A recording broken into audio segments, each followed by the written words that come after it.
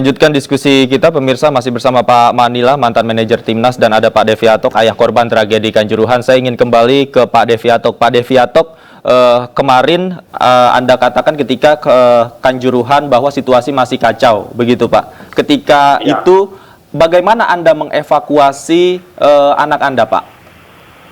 Waktu itu anak saya dibantu oleh teman-teman dinaikkan truk polisi itu. Sama rekan-rekan dari Aremania dan anak-anak perusahaan Arema itu, teman-teman saya itu naikkan truk ke rumah sakit Bapak Wisata Panjen dengan keadaan sudah menghitam, mulutnya berbusa, hidungnya keluar darah, bukan karena diinjak-injak itu karena gas air mata itu, racun gas air mata itu, racun. Tapi Anda mendapatkan konfirmasi itu dari dokter, apa yang dikatakan dokter ketika itu? Itu anak saya tidak dari dokter, Dok. Itu saya langsung ngejar turun dari truk, langsung ke Wafa Wisata. Itu anak sudah tidak ada, anak saya. Sudah saya peluk, sudah saya ciumi, sudah belum ditangani oleh dokter sama sekali. Sudah banyak itu mayat-mayat bergelimpangan, sudah banyak itu. Tidak tenaga medis sudah tidak mampu untuk mengatasi dari teman-teman yang korban Kanjuruhan itu sudah tidak ada, tidak mampu. Saking banyaknya korban itu yang masih hidup dan ada yang masih ada nyawanya. Sudah tidak bisa dikatakan, Mas. Sudah. Saya itu masuk sudah tahu anak saya namanya Natasha Devi itu yang anak pertama itu sudah tidak kuat, Mas. Berapa usianya, Pak? Tidak kuat. Usianya 16 tahun. Dia di SMKN 1 Malang, kelas 2. Waktu itu saya mengetahui anak saya yang pertama meninggal. Sudah saya marah, sudah capek, marah-marah. Waktu itu saya ditenangkan oleh saudara Yuli Supil itu, dirijen itu, udah menenangkan saya sama Simon Jakaria dan teman-teman saya dari Kurvanot itu. Saya marah sama aparat, marah sekali saya. Bajingan itu, sudah nangis saya tidak tahu kalau anak saya satunya jadi korban, tidak tahu. Saya habis mengetahui anak saya yang pertama Natasha itu meninggal, sudah hancur hati saya, hancur. Baik. Kedua, terus ada kakak saya yang bilangin anak saya yang kedua itu meninggal, namanya Naila itu sudah meninggal. Saya lihat lagi, waduh, keluar seperti orang kena baygon itu. Wah, keluar busa, keluar darah, rainya menghitam, wajah itu menghitam. Udah, siapa Mas orang tua melihat? Tak kuat, Mas, tak kuat, sumpah tak kuat. Siapa orang tega melihat seperti itu? Tidak tega, Mas. Baik. Anak saya cuma 2 itu. Anak sayangan saya itu sudah tidak bernyawa. Baik.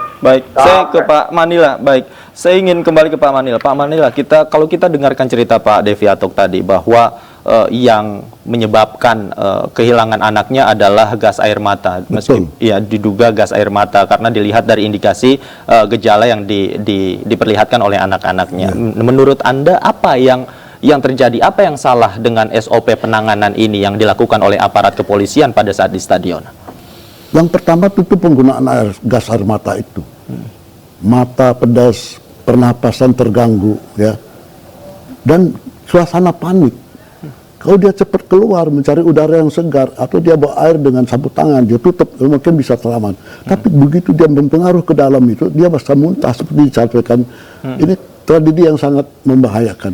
Kemudian pintunya kan susah. Itu kapasitasnya berapa stadion itu? Menurut yang saya dapat ini, dijual tiket melebihi kapasitas. Itu berebut turun, mencari satu pintu yang kecil. Mungkin dia jatuh, terinjak-injak, sudah pernapasan, dan tadi dikatakan sudah muntah-muntah, berarti gas air mata itu sudah mempengaruhi tubuhnya. Jadi penggunaan gas air mata itulah, dan kemudian kondisi stadion yang tidak punya pintu darurat. Makanya pertanyaan tadi, bagaimana Arema, Panpel bisa menunjukkan kalau terjadi apa-apa, cara turunnya begini, pintunya enggak, seperti kita bencana. Tapi yang paling penting di sini, siap bencana apa aja, kebakaran di rumah apa, panik. Panik, oke. Kalau sudah panik tidak bisa dikontrol. Kemudian massa yang turun di lapangan itu sudah tidak bisa diatasi. Sudah massa besar. Dan depan belakang itu massa. Mungkin ya digunakan gas mata itu, kalau nggak bukan hanya 2 polisi saja meninggal. Sudah habis itu semua. Jadi mungkin pakai itu. Tapi penggunaan sekarang siapa yang merintahkan itu? Bahwa ada nggak penggunaan itu diatur dalam Renpam, rencana pengamanan. Dan ini Panpel harus tahu. Panpel itu bertanggung jawab, bukan hanya jual tiket dari uang, tapi dia bertanggung jawab pelaksanaan pertandingan bagus, tamu datang aman, main di sini aman, pulang aman. Itu tugasnya. Termasuk indikasi ada tembakan gas air mata secara langsung ke arah tribun yang menjadi penyebab utama kepanikan para penonton saat itu. Nah, karena saya nonton di televisi, saya nggak lihat itu. Tapi menurut saya, kalaupun ada ditembak betul, apalagi itu, angin saja kan membawa. Gas ini kan ke atas, dia dibawa angin, kena. Dan lebih bahaya itu, karena di atas dia menghirup itu kan. Dan itu satunya panik. Maka kalau kita bisa, jangan panik. Ini kepanikan ini. Kepanikan. Dan menurut keterangan dokter, berapa rumah sakit yang saya monitor itu, bahwa mereka kebanyakan karena terganggu oleh gas air mata. Gas air mata di paru-paru? Di paru-paru. Baik. Saya kembali ke Pak Deviatok. Pak Deviatok, pasca kejadian ini, keluarga Anda atau Anda sendiri mungkin sudah bertemu dengan pihak terkait, baik itu dari panitia, pemerintah, atau dari kepolisian. Sudah ada yang bertemu dengan Anda? Alhamdulillah, kemarin saya ketemu dengan Pak Jokowi di RSAA Malang. Terus sama Dinas Sosial, itu Bu Risma. Terus tadi sama DPRD. Apa yang dikatakan ketika itu? Pak Jokowi berjanji akan mengusut tuntas pelaku-pelakunya. Saya mau menagih janji dari Pak Jokowi. Gimana sampean bicara kemarin, apakah bisa terbukti, bisa menghukum siapa-siapa yang terlibat? Hukum seberat-beratnya. Ini negara Indonesia. Mereka tidak bersalah, mereka warga Indonesia. Mereka membeli tiket untuk mencari hiburan warga Malang. Ya mohon dijaga keamanannya. Di mana pelayanan sebagai penonton yang membeli tiket, membayar pakai uang, tidak ada rasa keamanan. Apa yang Anda katakan kepada Presiden kemarin saat bertemu? Pak, tolong usut Pak. Sudah ini. Baik, itu harapan Anda ya Pak Deviatok. Kami mengerti, apalagi Anda kehilangan 2 orang anak yang tentu Anda cintai. 2 orang. Kalau dari sisi Anda melihat kejadian kemarin, pada saat di lokasi ketika Anda datang situasi masih kacau, apa bentuk kelalaian yang terlihat pada saat itu? Itu tadi, pintunya ditutup, nggak bisa masuk.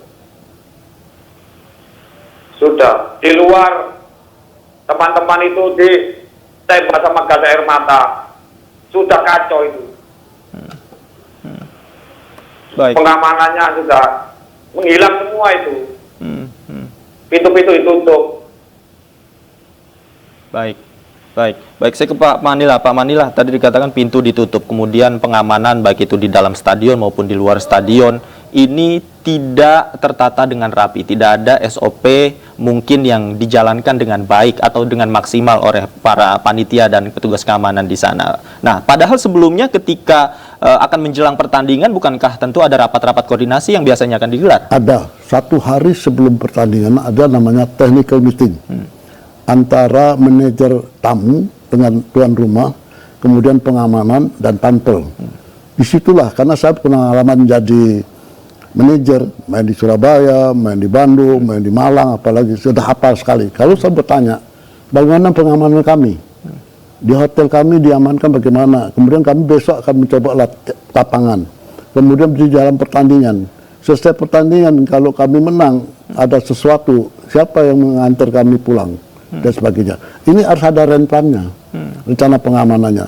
Tapi kembali ke masalah ini ya, pintu ditutup, karena kalau pintu dibuka sejak awal, banyak penonton yang tidak punya karcis akan masuk.